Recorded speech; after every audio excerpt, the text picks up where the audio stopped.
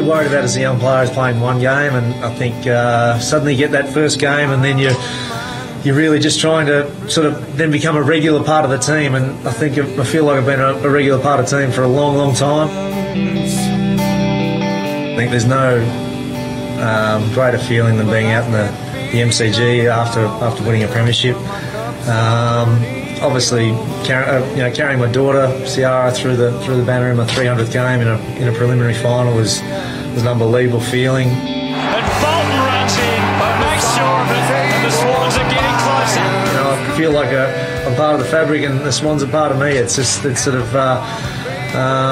something I'm going to really miss, but hopefully we can continue on in some capacity. I think I absolutely love this club, and I'm indebted to the fact that they've given me a chance to play the greatest game of all. The Swans on their way to a 15th grand final. In Jude Bolton's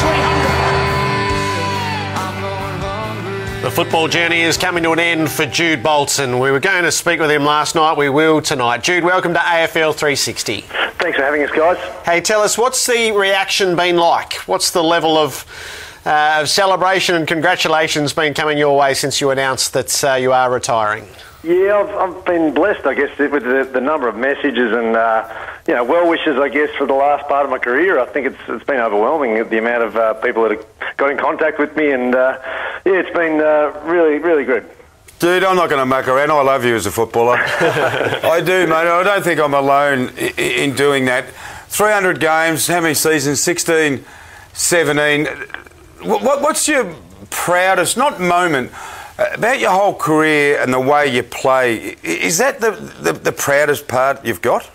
I guess the proudest thing is probably just being a successful team and then playing a lot of finals footy. I think that's what you all play for, and that's what we're building up. Obviously, following this week, and I've just played a lot of finals footy and played with a lot of great players along the way. I've been blessed to play with guys like Paul Kelly, Tony Lockett, Adam Goods, Brett Kirk, you name the rest of them.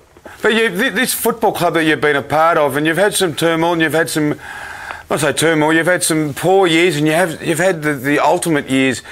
And part of what's grown out in the last couple of years is this Bloods culture, and I think people look at you, Jude, and Stewie Maxfield, who started, and Brett Kirk, and they look at you guys and say, I think the rest of us are in awe about what you've achieved and what Kirk achieved. I think I guess it's over the journey. It's about the guys buying in. You can have any number of words, you can have all the ethoses you like, but it's about living and breathing it. And certainly the guys that come into the club know what's expected of them, and they buy into it, which has been great. Jude, what's the best part about playing the game? Not the camaraderie or the build-up to it or the enjoyment of friends. The actual on-field 2.5 hours each week. What's the best part for you? I think it's the team aspect, and that's why I chose a team sport as a young kid. I think it's not an individual sport, so the fact that we get to go out each week and then celebrate after a good win, and then just the banter around the rooms, I think that's what I'm going to miss. And I got a bit choked up when I spoke to the boys about it. I was going pretty well. I thought I had this whole sermon to speak to the boys, and just got a bit rattled. Okay, the here and the now. Friday night against Hawthorn. It's almost the phony war. You can't get a home final and they can't lose one.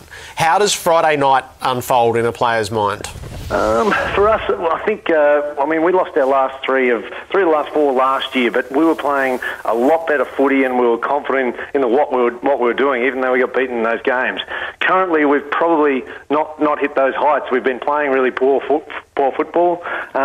We got found out against Collingwood. We got found out against Geelong. So for us, it's a massive game to get things in place. Obviously, the result doesn't have huge bearing on anything, but the way in which we go about it is crucial for the following few weeks. I know you don't care, but a lot of the public and the experts are saying they're struggling a bit, the Swans, and they've got injuries. They're lacking pace, lacking zip.